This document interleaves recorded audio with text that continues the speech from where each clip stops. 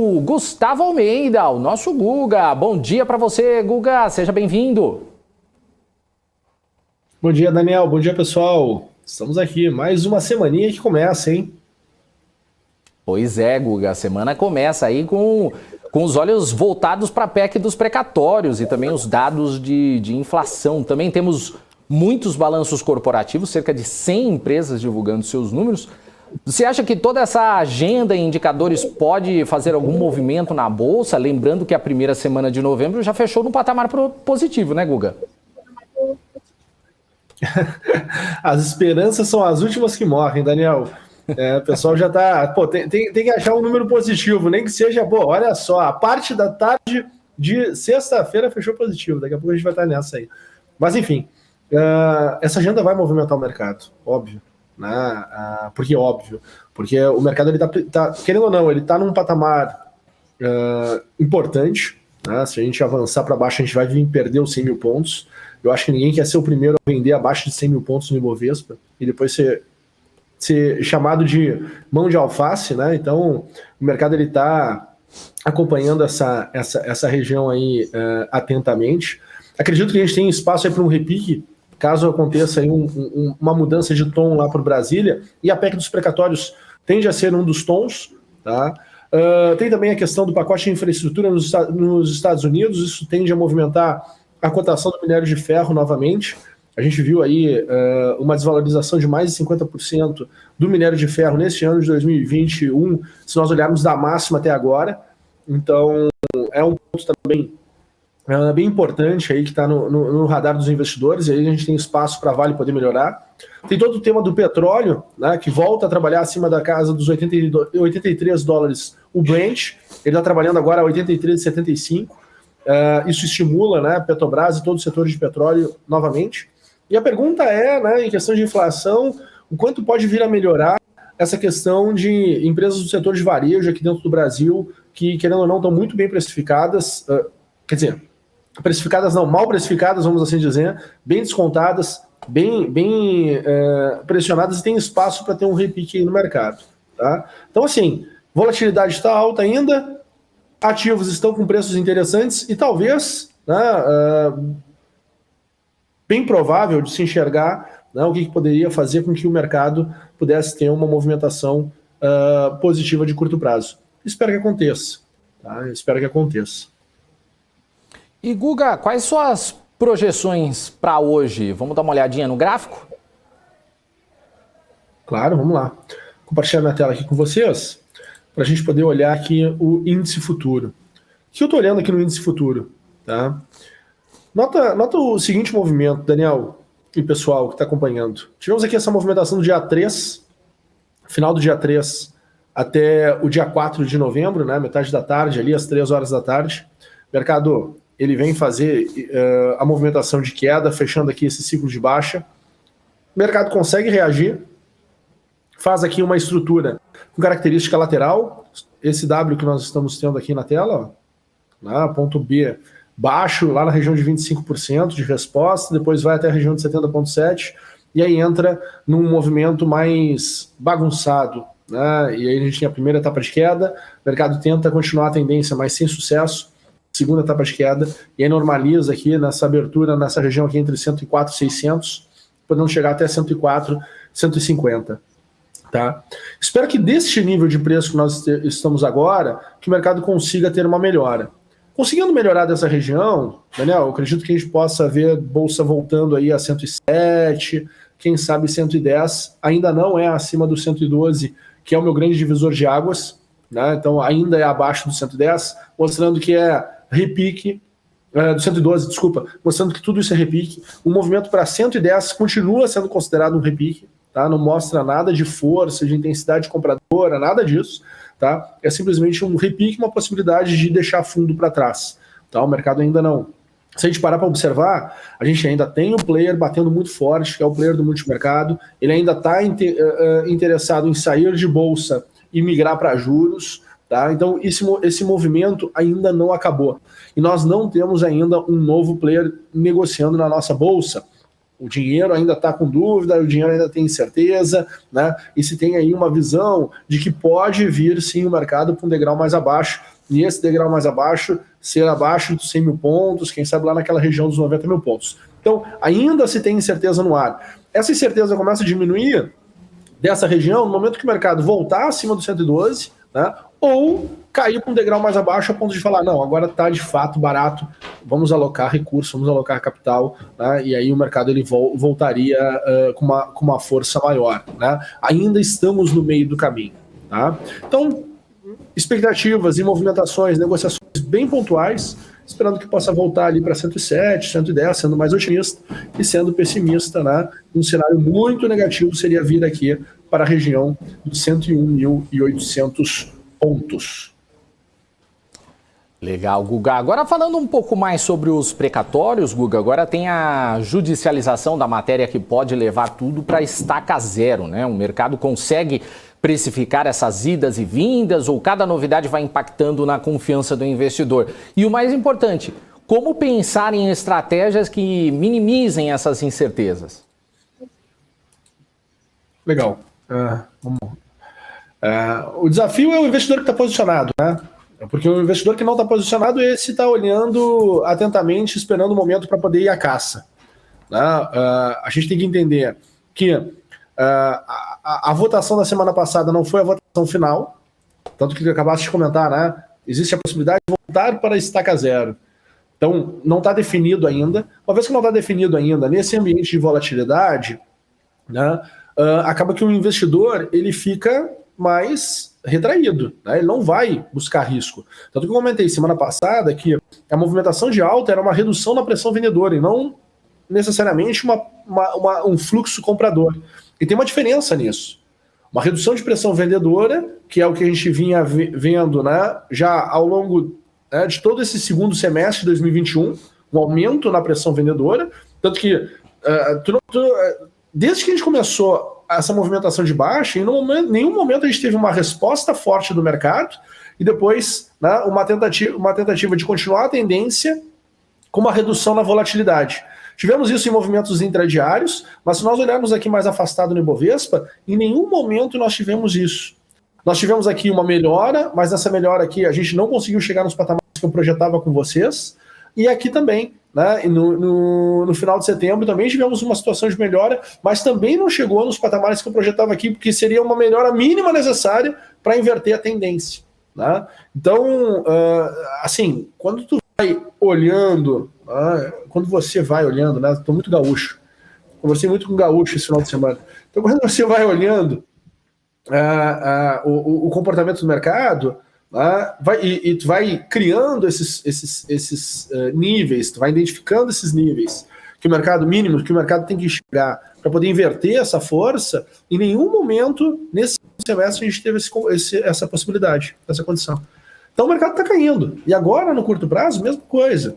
Tanto que eu estou olhando aqui para o índice futuro e estou comentando, olha, espaço para voltar aqui para o 110. Pô, o melhor dos mundos. Aqui, querendo ou não, no curto prazo, olhando aqui uma atualização da nossa base de dados de 5 minutos, cada 5 minutos vem uma nova atualização.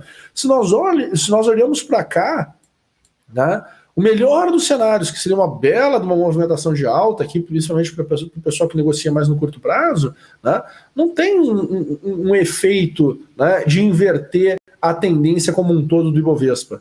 Tá? Seria uma melhora, legal, bacana, mas ainda assim teria, né, uma sensação negativa por vir aí num segundo momento. Tá?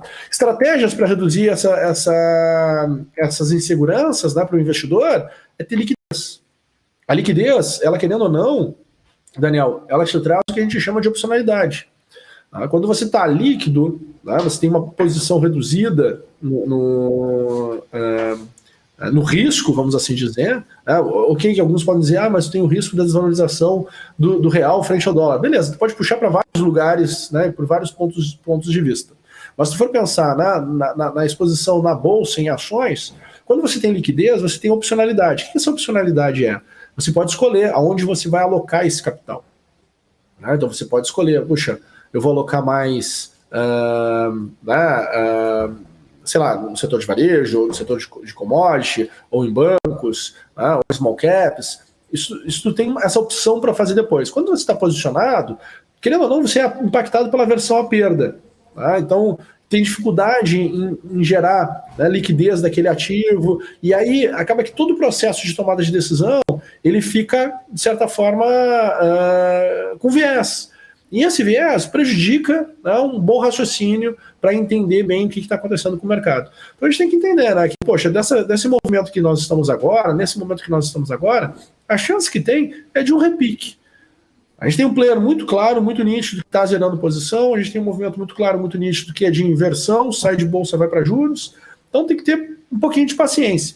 Que isso vai gerar distorções, que isso está gerando distorções e vai deixar nossa bolsa ainda mais barata, né? Ela já está barata em relação às outras bolsas do mundo, mas ela pode ficar ainda mais barata. E isso, né, acaba que gera uma janela para, de fato, né, dar uma porrada financeira positiva, né, no segundo momento. Guga, vamos falar um pouquinho então sobre o Boletim Focus, né? Mais uma vez o mercado projeta alta de inflação e Selic e revisa o PIB para baixo. Como é que você avalia essas revisões? Bom, vamos lá, né? Essas revisões elas foram a conta-gotas ao longo desse ano, né? Toda semana tinha uma revisão, querendo ou não, né, tem essa função, né, de tentar segurar um pouco os ânimos do mercado, senão nossa volatilidade iria lá para cima, nossa percepção de risco iria lá para cima, né, mas que de fato eu estava com uma esperança de que agora, né, nesse mês de novembro, a gente pudesse estar vendo uma resposta, né, em função de toda a elevação de juros ao longo desse ano de 2021, eu estava esperando que tivéssemos uma resposta já positiva, ou seja, que o mercado já tivesse, né, sentindo que e confirmando que a inflação seria passageira. Todo esse imbróglio político que a gente teve lá em Brasília nessas últimas 2 semanas, isso fez com que o mercado ficasse com mais medo, né? E a nossa percepção sobre a inflação fosse mais para cima ainda. Quando a gente olha para petróleo, se a gente não tiver uma valorização do real frente ao dólar no curto prazo, a alta no petróleo lá, que a gente está tendo do Brent vai gerando um problema cada vez maior, porque esse problema de inflação ele vai se intensificando, né, em função da alta da commodity. Agora, no momento em que, se nós pararmos para pensar, né, você tem aí um Brasil, querendo ou não, com a taxa de juros que nós estamos agora, perto da taxa de juros do resto do país, essa operação de cash and carry, que a gente viu ela acontecer com muita força, até a gente ter perdido, né, a região de 6,5% de juros lá no passado, né, então essa operação ela era muito forte, ela começou a se desfazer no momento que a gente perdeu os 6,5%. A gente já está acima dos 6,5%, com expectativa de continuar subindo. Então, essa operação de cash and carry é uma operação totalmente possível de retornar. Isso traria fluxo de dólar para o Brasil novamente. Quando a gente olha Brasil exportando commodity nos preços que se está, tu também teria que ter um câmbio mais forte agora no curto prazo. Mas a gente não tem. Por quê? Porque tudo continua sendo essa volatilidade em função do risco político, em função de todo o momento que nós estamos tendo. Acredito que essa volatilidade ela tende a diminuir quando aparecer a famosa terceira via que todo mundo está falando, né? Existe toda uma preparação no mainstream, né? No nosso pensamento coletivo, para se aceitar essa terceira via. No momento que essa terceira via começar a ficar mais tangível, existe uma chance muito grande de a gente ver, né, o câmbio começar a se valorizar de novo, né? Então a gente, quem sabe, enxergar aí o real começar a ter uma valorização, porque a gente tem essas duas forças que tendem a estimular, né, uma valorização do real frente ao dólar. Temos que ver o que vai acontecer, né? Temos que ir acompanhando, tá? Então, poxa, se eu fosse agora, né, pensar como o investidor chegando aqui agora, né, eu tenho que olhar para esses lados para que a gente possa pensar, puxa, né, em algum momento as coisas tendem a se assentar e tendem a melhorar. Espero que termine aí todo esse processo, que se decida qual vai ser o quadro nosso eleitoral e aí começar a enxergar aí uma outra narrativa e cenas para os próximos capítulos. Guga, vou aproveitar que a gente ainda está com um pouquinho de tempo ainda. Vamos dar uma olhadinha então em alguns tickers. Vamos começar com o BB Seguridade, né, que divulgou agora há pouco os resultados, né? Teve queda aí na comparação com o mesmo trimestre aí do ano passado.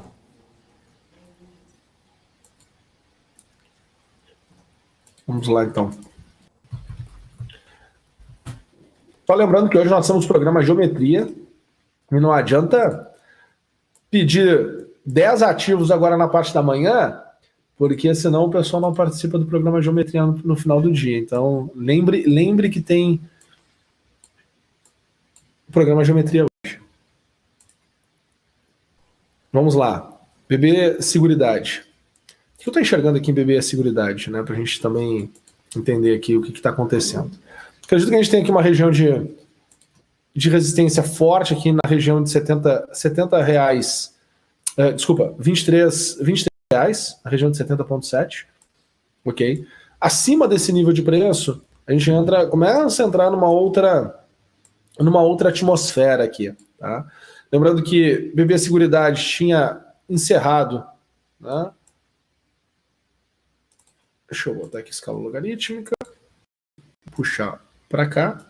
A gente tinha encerrado essa estrutura em ABCD, tá? Toda essa estrutura aqui em ABCD. Então essa movimentação aqui é uma movimentação de repique do mercado, tá? Então, para mim, tende a travar, né, a movimentação aqui nessa região de R$23, essa região que a gente está, né, entre R$22,80 e R$23.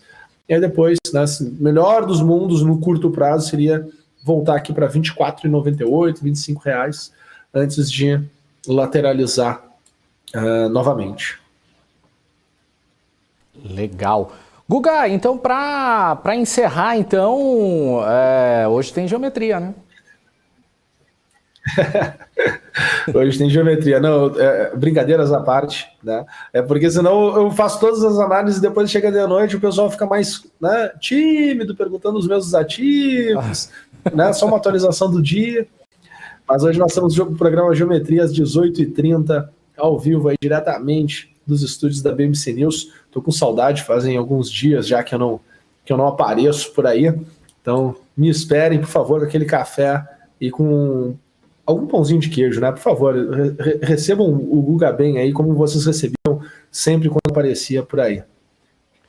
O café a gente garante, Guga. Agora o pãozinho de queijo, aí eu já não garanto nada. Vai depender se vai ter ou não, né? Se vai acabar ou não. Já fui mais bem recebido aí. Mas tudo bem. Já foi. Vou passar a reclamação para Paula Moraes, pode deixar.